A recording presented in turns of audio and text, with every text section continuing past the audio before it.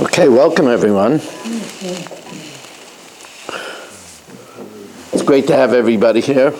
Wonderful new week as we are continuing our travels through Yevamos as we learn Mishna Zayin and Mishna Ches. Mishna Zayin and Mishna Ches in the second parak of Yevamos. We learned the Nishmas Yaakov Moshe ben Zev for the schus of Avram ben Yom Benish ben Malk Yehudis and family, for Shleima for Yomis Moshe ben Chayes Saraf, by Yoel Klugman and family, the for Shleima for my Shvera, Avigdor Aya ben Rivka, for Meir ben Chayes Sarah, for Hayeled ben Chava, and also we have a mind for our good friend Shol ben Tuvia, and Refuah Shalema for Ruven ben Tema, Shav Refuah Shalema b'Sech Shachar Yisrael. Okay, so we have another interesting case over here, where you have Shnayim Shekitchu Shtei Achayis, two strangers. We'll call them Moshe and Ruven, two strangers. They were Mekadesh, Rachel and Leah. Both sets of them were a little tipsy that night, and Zayin Yodei is a Kiddush, Zayin Yodei is a Kiddush. Moshe doesn't know whether he married Rachel or Leah, and Reuven doesn't know whether he married Rachel or Leah.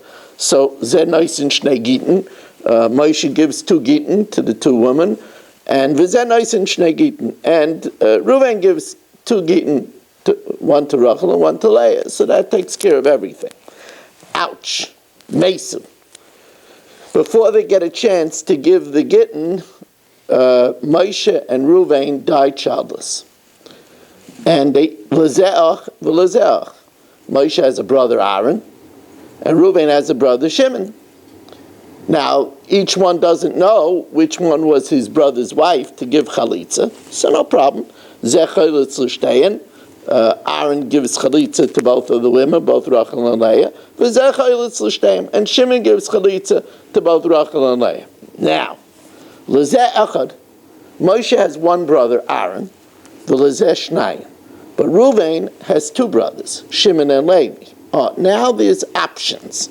So Hayochid, Aaron gives chalitza to both of the women. He gives chalitza. Hayochid chalitz l'shtein. Now, Vashnayim, Shimon and Levi, Shimon can't be miyabim one of them first, because it might be the other one that was the Yavam, and it would be achayse kukasai. So Hashnayim, when it comes to Shimon and Levi, echad chalitz, Shimon gives chalitza to Rachel, and then ve'echad miyabim, and then Levi could be miyabim Leah mamanushach.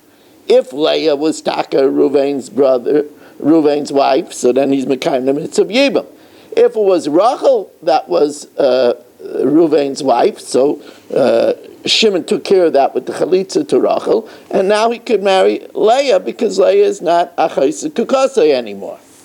Let's say kadmu v'kansu. Let's say they didn't behave, they didn't ask, and Shimon and Levi were biyabim Rachel and Leah. So Shimon made a mistake. Shimon did something no good, because it could be that Rachel wasn't the one that was married to Reuven, it was Leah that was married to Reuben. So when he was miyabim Rachel, he slept with achayse kukasei, which is not allowed. But now that he was miyabim her, and then Levi was miyabim Leah, so then even if she was achayse kukasei, it was removed when Levi was miyabim Leah, and therefore they could stay each one with their wife. L'zeshnayim v'l'zeshnayim. Okay, so this is the most complicated case, and that is Moshe has 2 brothers, Aaron and Eldad, and Reuven has 2 brothers, Shimon and Levi. And again, remember, we don't know which one was married to Rachel, which one was married to Leah, and both Reuven and Moshe and Reuven died childless. So Achiv shel zeh chalitz l'achas. So Aaron gives chalitza to Rachel. V'achiv shel zeh chalitz l'achas, and Shimon gives chalitza to Leah. Achiv shel zeh, then the Eldad, the second brother of Moshe, miyabem chalutzasei shel zeh, he could be miyabem, the one that Shimon gave chalitza to, namely, he could be miyabem Leah, because mamanav shach. If Leah was married to his brother Moshe, so then he's mekayim yibam. If Leah was miyabem, was married to Ruvain, well, Shimon removed the zika from Leah when he gave her chalitza. So therefore, Achiv shel zeh, the Eldad, could be miyabem chalutzasa shel zeh. He could be miyabem Leah, who Shimon gave chalitza to. V'achiv shel zeh, and Levi could be miyabem chalutzasa shel zeh. Could be miyabem Rachel, who Aaron gave chalitza to. Now, chodmu shnayim b'choltzu. If, let's say, Aaron and Eldad gave chalitza to both Rachel and Leah, lo yiyabmu hashnayim. That still doesn't clear Shimon and Levi to both be miyabim Rachel and Leah, because Shimon can't be miyabim Rachel because maybe Leah was Ruvain's wife, and Rachel would still be achoysu kukasai. So first, Shimon would have to give chalitza to one, and then Levi could be miyabim the other one. He gives chalitza to one, and ve'echad miyabim. Again, like we learned earlier in the Mishnah, kadmu v'kansu, if Shimon and Levi go ahead and both are miyabim Rachel and Leah, even though Shimon, when he was miyabim Rachel, did wrong, because it might be achoyse kukasai, ein moitzin miyadam, because afterwards, when Levi is miyabim Leah, mamanav shachi takes care of it retroactively, and even though Shimon did wrong, they could stay with their wives. Mishna Ches tells us, mitzvah bagadol yabim. The oldest brother does the yibam. He has the first right. So if Reuven dies, the oldest brother has the first right to be miyabim Sarah. However, v'im kodem hakotten, but if Levi jumps the gun and is miyabim her zacha, he gets her. Haniton ala shivcha v'nishtachra. Here, Chatzkel, there's a rumor that he slept with Mary, a slave woman. There's a rumor. And then v'nishtachra. Then Mary was freed, and now she becomes Miriam. We don't allow Chatzkel to marry her. Oh, ala nochris. There was a rumor that there was a rumor that that Chatzkel slept with a shiksa. We shouldn't call her a shiksa, a goya. Rapam didn't like shiksa. He says a goya is also a tzelem elikim. You don't call her sheketz. So we won't call her a shiksa, we'll call her a goya. So there's a rumor that Chatzkel slept with a goya. Let's get a good goyish name, Christina. Right? Can't get more goyish than that, right? So there's a rumor that he slept with Christina, and now v'nisgaira, she becomes Rus. So he can't sleep with her. He can't marry her. He shouldn't marry Mary even after she was freed. He shouldn't marry Christina even after she became Gioris. Why? Because that lends credence to the rumor that they had things to do with each other before. And a person is not supposed to strengthen a rumor against himself. He's giving himself a bad name. However, Vimkanas, if he does marry Rus, if he does marry Miriam, Emoitzin Miyada, we don't separate them.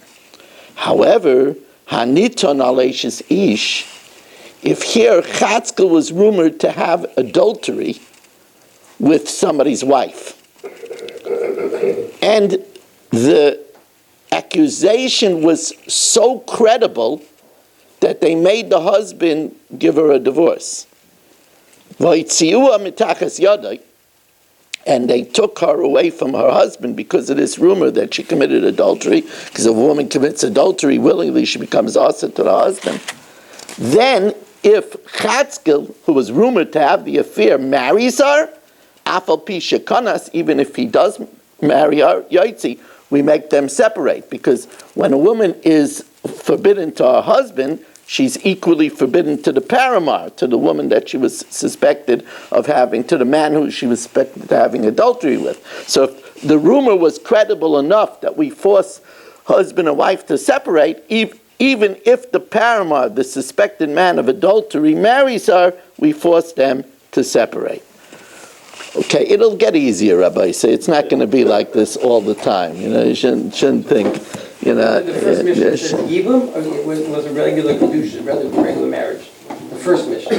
If the other brother went and gave chalitza, and the other brother gave chalitza, so why do we call it Yibum? It's called Yibum because there is a suffix that it might be Yibum. That's why it's called Yibum. We want to thank everybody for coming. Remember that Daf Yomi is at 8 o'clock throughout the week. I want to just say that I did send in another $500 today from our Yizkor appeal to Adirei Torah. Also, somebody from our Zoom DAF gave $360 for daily giving. I just want to remind you, for those that want to become a part of daily giving, which is a tzedakah that gives from you $1 every day to a different tzedakah, daily giving is now giving all of its tzedakah money every day to different institutions in Eretz Yisrael.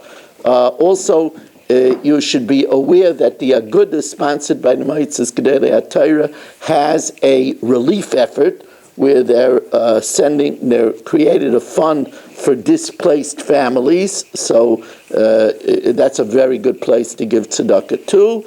Also, my Rebbetzin, who's a student of Rebbetzin Rigler in Eretz Yisrael, we have a direct connection of being able to buy ceramic bulletproof vests directly for the soldiers. And these are approved and going directly to the soldiers. As a matter of fact, Rebbetzin Rigler announced that one of her students gave the money for the vest, and that soldier's life was saved by the vest. It was really, really very exciting. So if anybody wants information about that, my wife and I are buying a vest. It seems the right thing to do now. So if anybody wants information about that, you could contact me as well. Rav Chalani ben Akasha Amaratza Kadosh Baruch Hu L'Zakei Sis Yisrael L'Fika Chir B'Lem Torah Mitzvah Shenam Adinai Chafetz L'Man Sitka Yagul Torah V'Yadim.